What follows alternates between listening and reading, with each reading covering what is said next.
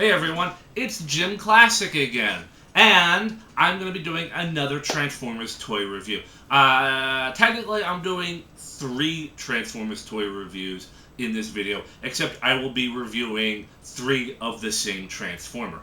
And that Transformer will be Windblade. Alright? Windblade. Windblade is kind of an anomaly within Transformers. She is relatively new to the franchise. She has only been around since the Generations toy line in 2013.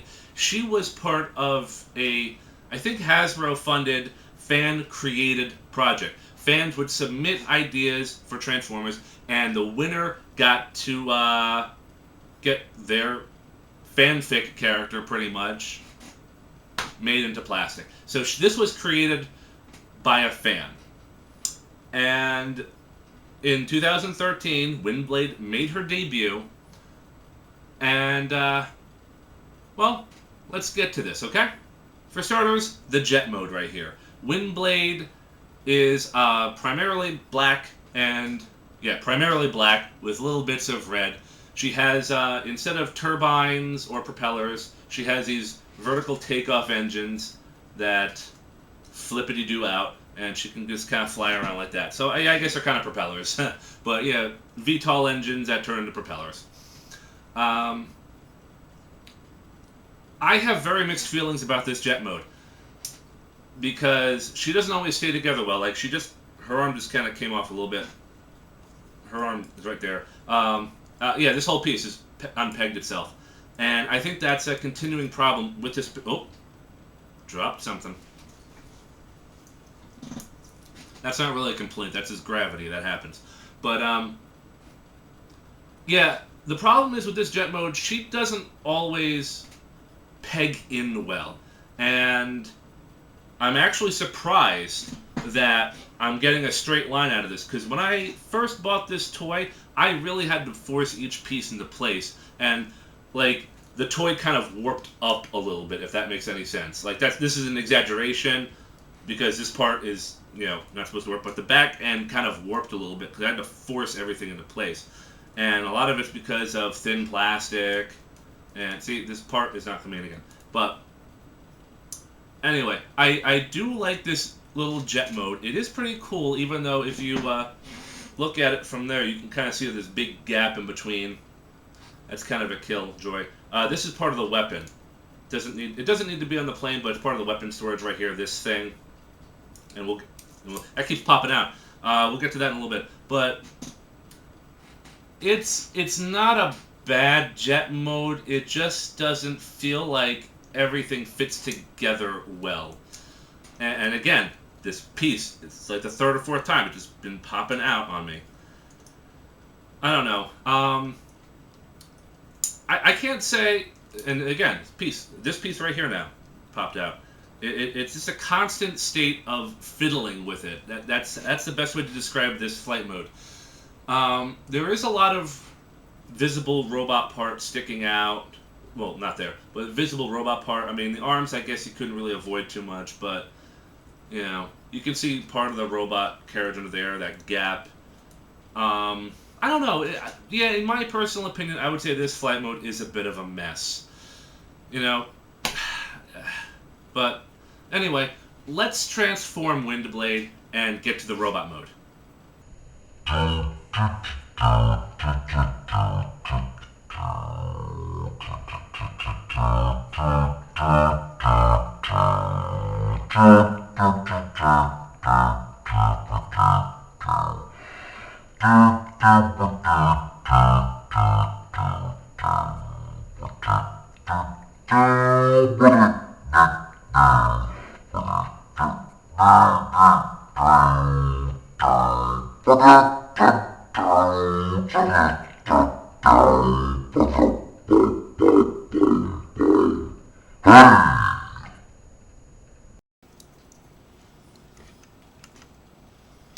Yep.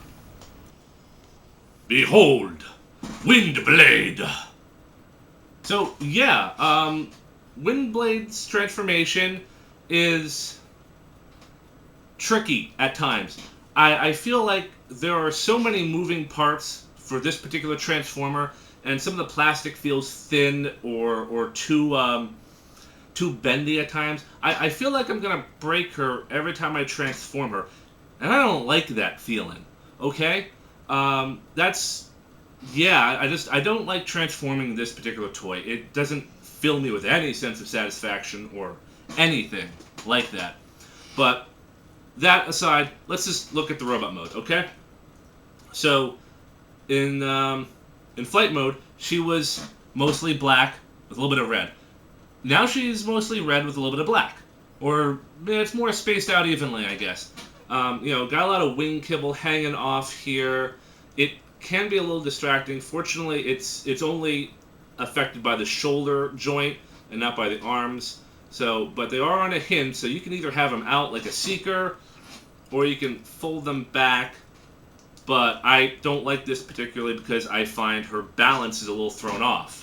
If they're tough, sorry, she's all messed up right now. I don't like that look. I think I prefer her wings to be out, much like a seeker would. She does have some, good range of motion, good, knee and elbow stuff. She does have a waist swivel.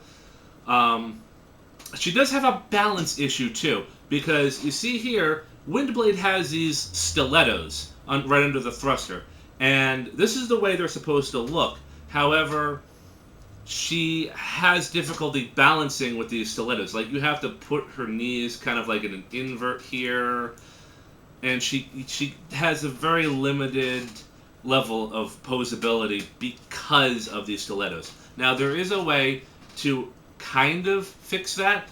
They can just snap off, you reverse them, and put them back on, and they have a wider heel spur. But they don't capture that female high heel stiletto kind of look as much, and that's what they're going for. Windblade is a situation of form over function. They wanted her to look pretty and feminine, but they didn't really want her to stand well. Moving on to her weapons. Now, this is actually really cool. Her weapon and sheath can be stored right here on the back of the nose cone. There's a little peg there. And, just right there. And it slides out, and we have a little energon saber. And this is really cool. I like this sword. It even has a little gradation there. Has a little turbine right there in the handle. And, it just fits in her hand pretty well. She looks badass with this sword. Alright? She looks badass. And also, with the sheath, you can unpeg it there, and there's a little cut in her thigh. She can wear it like an actual sheath, which is really cool. I really like this. They did put some thought into this. I just don't think they put all the thought into this. I really am torn about her face sculpt. It's a nice face sculpt, but I think there's also a case of too much detailing in it. I feel a little overwhelmed looking at it. I do like it. It's very, I don't know, samurai geisha, maybe? I don't know. She does have the cool fan blade right here. The fan blade does come off. It unpegs in the back of her head. I'm not going to remove it because I don't feel comfortable. I feel that one day I'm going to break it. But this fan does come off. It can be held in her hand like an additional weapon. I like her better with the fan blade on the back of her head, so that's how she will stay. But, so, yeah, I mean, I do like Windblade. She has a lot of flaws. She has a lot of flaws that might, oh, yeah, that also happens. But anyway, she has a lot of flaws that I don't know if a lot of people are really going to... They might want her more for a novelty or a display piece or something, but you can't actually pose her. She'd have to just stand there rigid, and it's kind of dull. I don't know. Yeah, I'm sorry. She is all over the place. Much like the flight mode, she does have a hard time staying together, too. Oh, right. And also, there is this, which I don't like at all. You can see right through her. You can see right the hell through her. That's awful. That's really bad. So, yeah, I mean, Hasbro designers... I dropped a little thing. Hasbro designers were trying to make her look pretty, but not make her functional. And I guess they succeeded with the form part, she's 50% successful. All right, let's move on to the other one, shall we? That was Transformers Generation Windblade. And like I said, she came out in 2013. Let's fast forward to 2015. Transformers Robots in Disguise. Now, remember, as I said, the only Autobot that I have purchased so far was Fix-It. Well, I did get the Legends class of Windblade, thinking, well, I'm probably not going to get Deluxe class, so I bought the Legends class. And here it is. This is the Legends class version of Windblade, because she does make an appearance in the cartoon show. This is primarily red, where the other Windblade was black and red. This is mostly red here. And, from the top, okay, this looks like a pretty cool plane mode.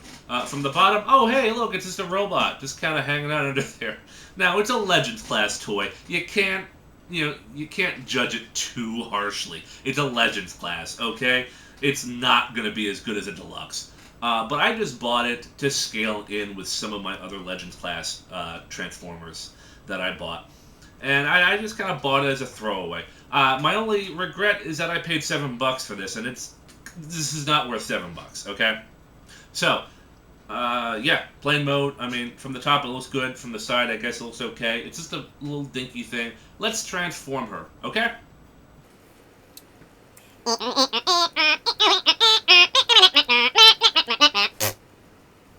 And here we have it. Her transformation was took me 5 seconds.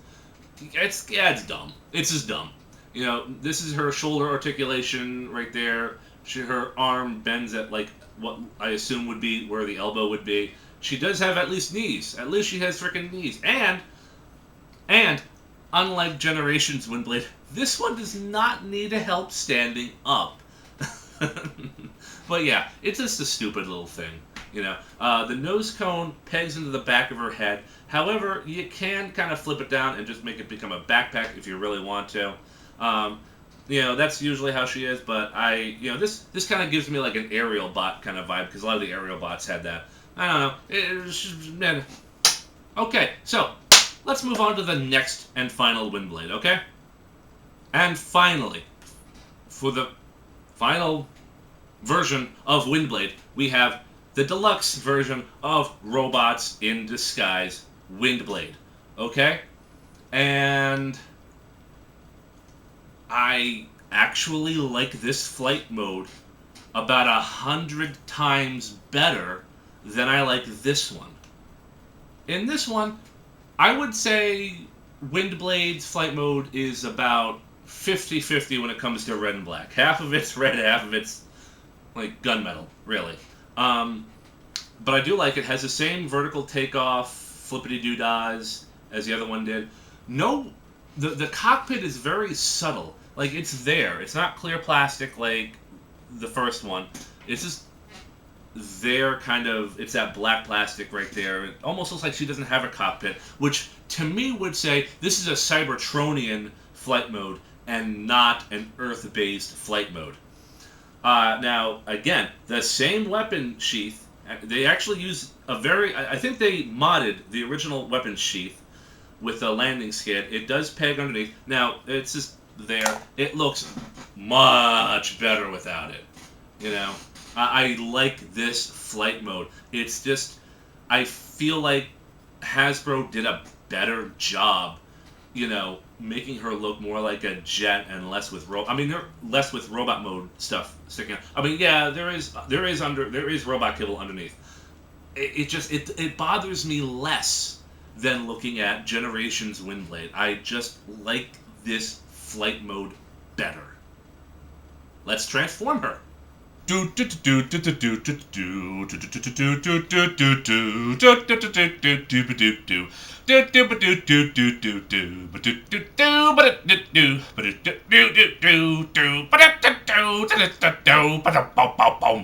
Hey!